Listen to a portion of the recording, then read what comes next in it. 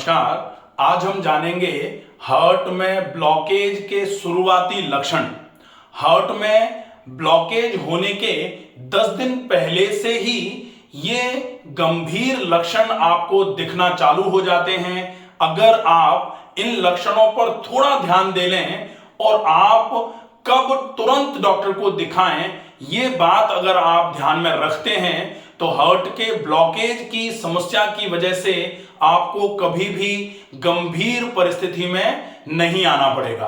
आज हम जानेंगे हार्ट में ब्लॉकेज होने का मतलब क्या है, हार्ट के ब्लॉकेज होने के कारण क्या क्या हैं, जब हार्ट में ब्लॉकेज होता है तो क्या क्या लक्षण आपके शरीर में उत्पन्न होते हैं और उन लक्षणों में आप कैसे आराम पा सकते हैं प्राकृतिक तरीके से, बिना ज्यादा दवाइयों के उपयोग के। सिर्फ थोड़े थोड़े छोटे मोटे चेंजेस अपनी डाइट में, अपनी रेगुलर एक्सरसाइजेज में, अपनी नेचुरल लाइफस्टाइल को अटेन करके, लाइफस्टाइल में थोड़े थोड़े मॉडिफिकेशन करके, थोड़े से नेचुरल ट्रीटमेंट अगर आप लेते रहेंगे तो आपको हार्ट के ब्लॉकेज बहुत ज्यादा परेशानी में नहीं डाल पाएंगे। वीडियो को अंत तक जरूर देखें और अगर आप चैनल पर नए हैं तो प्लीज इस चैनल को सब्सक्राइब जरूर कर लीजिए। सबसे पहले हम देखेंगे हार्ट का ब्लॉकेज मतलब क्या होता है। तो सामान्य तौर पर हार्ट में 4 चैम्बर हैं, ये अपने को आइडिया है, पता है। इस तरीके से 4 चैम्बर होते हैं और ये जो 4 चैम्बर हैं, इन चारों चैम्बर्स में ये जो है ये हो जाएगा राइट एट्रियम, ये लेफ्ट एट्रियम, ये लेफ्ट वेंट्रिकल, ये राइट वेंट्रिकल, ये 4 चैम्बर हैं। अब जो ब्लॉकेज होता है हार्ट में ब्लॉकेज का मतलब इसमें तो खून भरा रहता है अंदर, तो ये खून पूरे हार्ट से पूरे के पूरे शरीर में, यहां से इस वाले चैम्बर से पूरे के पूरे शरीर में खून पहुंचाया जाता है। यहां से आर्च ऑफ एओर्टा ऐसे करके निकलता है ना, ऐसे यहां से 2 ऊपर की तरफ चले जाती हैं आर्टरीज, और ये जो है यहां से नीचे की तरफ पूरे के पूरे नीचे, यहां से नीचे के पूरे हिस्से में ब्लड का सर्कुलेशन ये आर्च ऑफ एओर्टा से होता है। यहां शुद्ध रक्त रहता है, शुद्ध रक्त यहां से इस एओर्टा से होते हुए पूरे शरीर में फैलाया जाता है। अब इसी एओर्टा के इस पॉइंट पर 2 और नलियां निकलती हैं, पतली पतली, जो शुद्ध रक्त को लेकर के चलती हैं, और वो नलियां जो हैं वो ऐसे करके पूरे के पूरे हार्ट के जो दीवारें हैं, हार्ट के जो चारों चैम्बर्स हैं, इनमें इस तरीके से ब्लड को सप्लाई कराने का काम करती हैं। और इन खून की नलियों को बोला जाता है कोरोनरी आर्टरीज। कोरोनरी आर्टरीज का मतलब वो आर्टरीज, वो खून की नलियां जो आपके हार्ट पर खून की सप्लाई पहुंचा रही हैं। हार्ट की दीवारें जिससे मिलकर के हार्ट बना हुआ है, जो चारों चैम्बर्स की दीवारें हैं, उन दीवारों, वो दीवारें कैसे बनी हैं? मांसपेशियों की बनी हैं, और उन मांसपेशियों पर जो खून की चाल पहुंचाने वाली नलियां हैं उनको बोला जाता है कोरोनरी आर्टरी। और इन कोरोनरी आर्टरीज की जो ल्यूमन है अंदर की, उसमें जब सकरापन आना चालू हो जाए, वो जब सिकुड़ना चालू हो जाए, या फिर उनमें ज्यादा सकरापन आने की वजह से कुछ जमा होना चालू हो जाए, तो जो नैरोइंग होती है, जो सकरापन आता है, उसको तो बोलते हैं कोरोनरी आर्टरीज का सकरा हो जाना। और या फिर जिसको बोला जाता है एथीरोस्क्लेरोसिस। एथीरोस्क्लेरोसिस का मतलब होता है कि ये कोरोनरी आर्टरीज का धीरे धीरे करके सकरा होना। लेकिन अगर ये कोरोनरी आर्टरीज जो हैं ऐसे करके चल रही हैं, पतली पतली सी हैं, जब ये ऐसे करके सक्रिय होते होते ऐसे ये पूरा कोलेस्ट्रॉल जमा हो गया, ऐसे करके यहां कोलेस्ट्रॉल जमा हो गया। अब खून के निकलने के लिए ये पतली सी जगह रह गई सिर्फ, और ये जो पतली सी जगह रह जाती है, तब फिर कभी कभी, जैसे यहां एक बार और देख लेते हैं, ये कोरोनरी आर्टरी है, और इस कोरोनरी आर्टरी में इस तरीके से अगर मान लो जमा हो गया कोलेस्ट्रॉल, तो ये कोलेस्ट्रॉल पूरा जमा हो गया। अब खून को निकलने के लिए जगह कितनी बची? सिर्फ इतनी सी जगह बची है। ये यहां से खून ऐसे करके निकल पा रहा है, और ऐसे कंडीशन में अगर खून यहां गाढ़ा होके रुकना चालू हुआ तो ये ब्लॉकेज को और बढ़ा करके कंप्लीट ब्लॉक कर देता है। इसको बोला जाता है हार्ट में ब्लॉकेज। अब हार्ट में ब्लॉकेज हो रहा है तो हार्ट में कहां हो रहा है ब्लॉकेज? कोरोनरी आर्टरी में। अब कोरोनरी आर्टरी में ब्लॉकेज हो रहा है या कोरोनरी आर्टरी सक्रिय हो रही है, इसके लिए इसको बोलते हैं कोरोनरी आर्टरी डिसीज, CAD।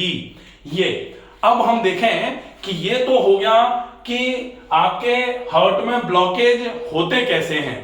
अब इसमें अगर आप एक चीज का विशेष ध्यान रखेंगे और वो है सावधानी ही बचाव है।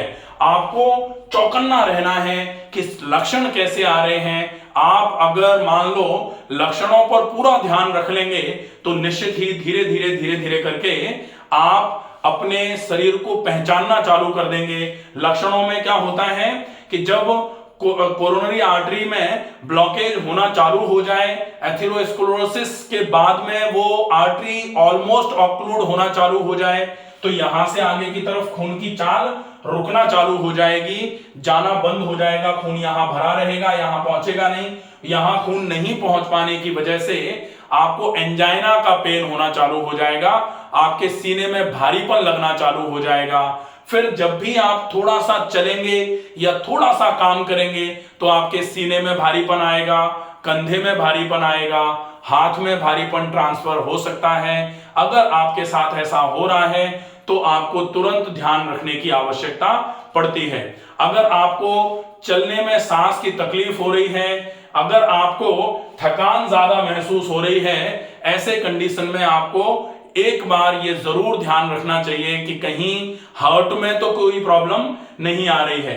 अगर आपको सर चकरा रहा है, चक्कर जैसे लग रहे हैं, अपच ज्यादा रह रही है, पसीना, ठंडा पसीना जिसको बोलते हैं, एकदम पसीना हुआ और एकदम से पूरा शरीर ठंडा अगर हो जा रहा है, इसके साथ में अगर सीने में भी भारीपन है तो फिर आपको थोड़ा सतर्क रहने की आवश्यकता पड़ेगी।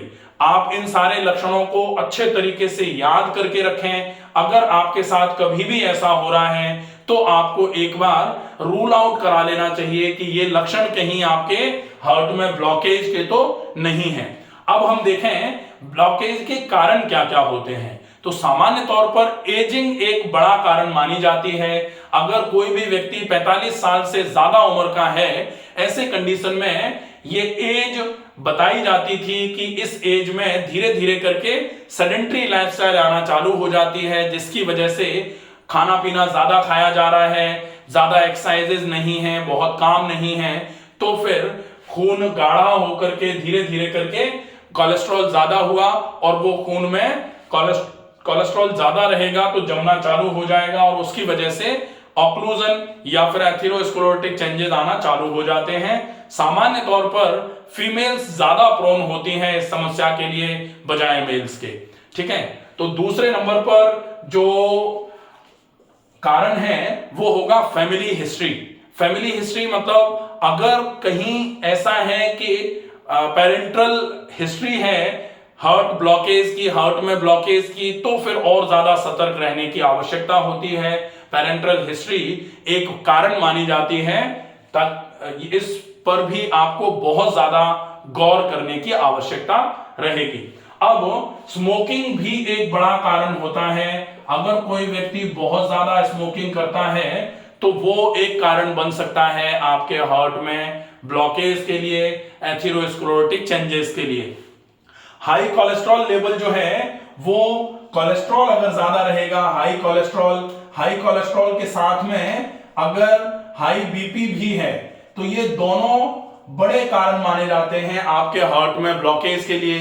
तो अगर कोलेस्ट्रॉल ज्यादा है तो आप एक बार जो जरूरी टेस्ट हैं वो हर 6 महीने में कराते रहें, वो ज्यादा अच्छा है, और समय रहते कोलेस्ट्रॉल को कम कर लिया जाए ताकि आप इस समस्या से बचे रह सकें। अब आगे अगर देखते हैं तो डायबिटीज, ओबेसिटी और जो सेडेंटरी लाइफस्टाइल है, डायबिटीज, ओबेसिटी और सेडेंटरी लाइफस्टाइल, अगर इन समस्याओं से आप जूझ रहे हैं तो डेफिनेटली, जैसे डायबिटीज और ओबेसिटी तो बीमारियां हो गई एक तरीके से, ओबेसिटी को लोग अभी भी बीमारी नहीं मान रहे हैं, लेकिन ओबेसिटी एक बड़ी समस्या है। अगर ओबेसिटी है तो ये मान लीजिए इनमें से कुछ भी प्रॉब्लम कर सकती है। साथ में सेडेंटरी लाइफस्टाइल। अगर आप डायबिटिक हैं, आपका कोलेस्ट्रॉल लेवल ज्यादा है, आपका फैटी लिवर है, आप ओबेज हैं और आपकी लाइफस्टाइल अगर सेडेंटरी अभी भी है, तो निश्चित ही ये एक बड़ा कारण बनेगी कोरोनरी आर्टरी में ब्लॉकेज के लिए, हार्ट के ब्लॉकेज के लिए। तो आपको इतने सारे कारणों पर विशेष फोकस रखने की आवश्यकता है। आपको तुरंत डॉक्टर को कब दिखाना चाहिए?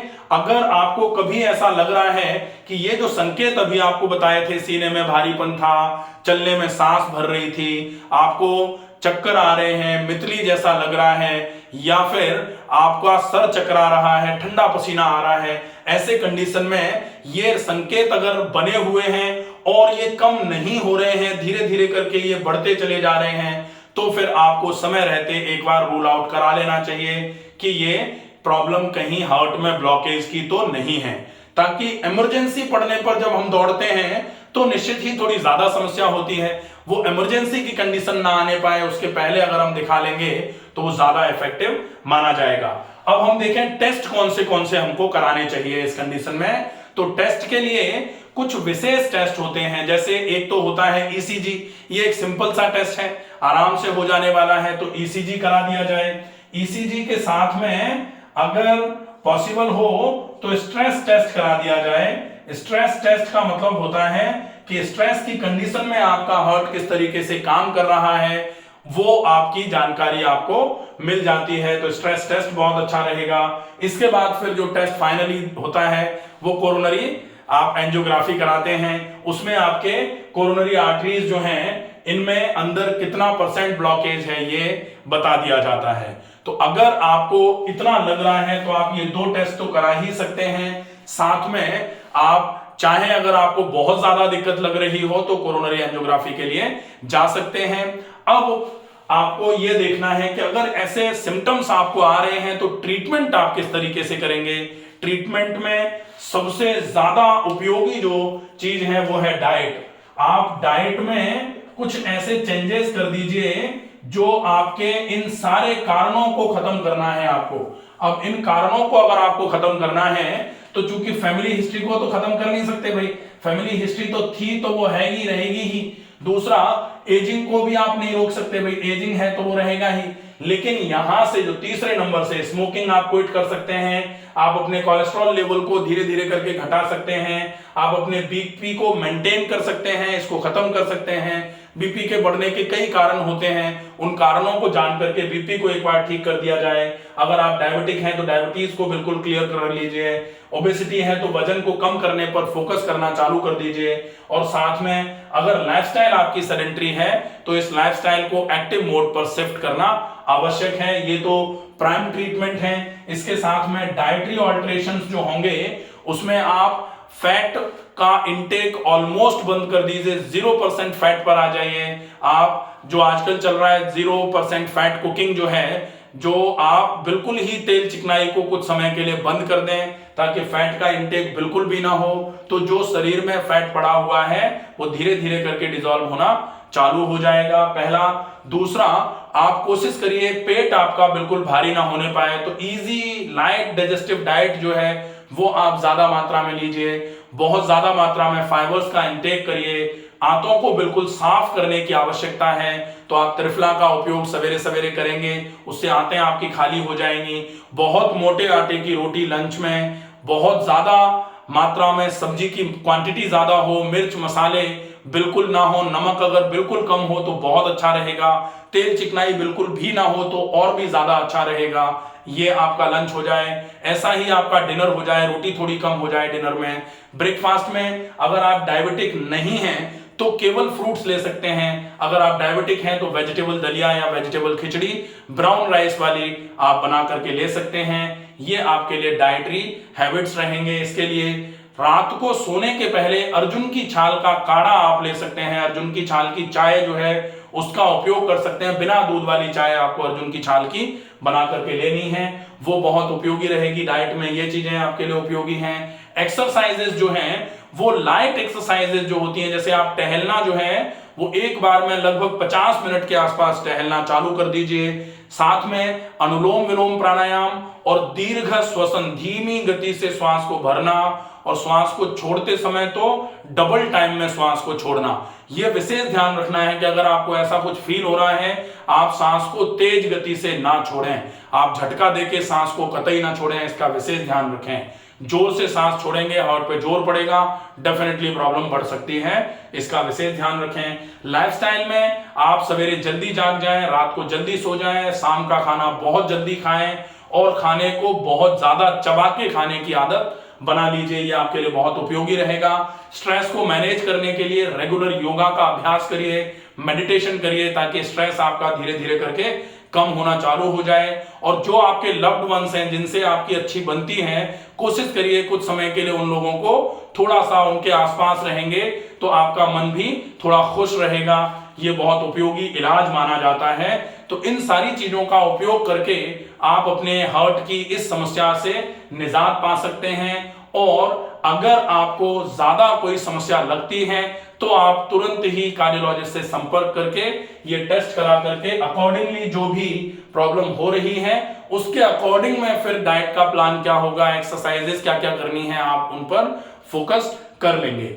आशा है ये वीडियो आपको पसंद आएगा। ज्यादा से ज्यादा लोगों तक इस वीडियो को पहुंचाएं ताकि हार्ट के ब्लॉकेज जो हैं उनके शुरुआती लक्षणों में ही अगर उनको पहचान लिया जाए तो आज जो हार्ट की वजह से जीवन में खतरा बना हुआ है जीवन का, वो नहीं होगा।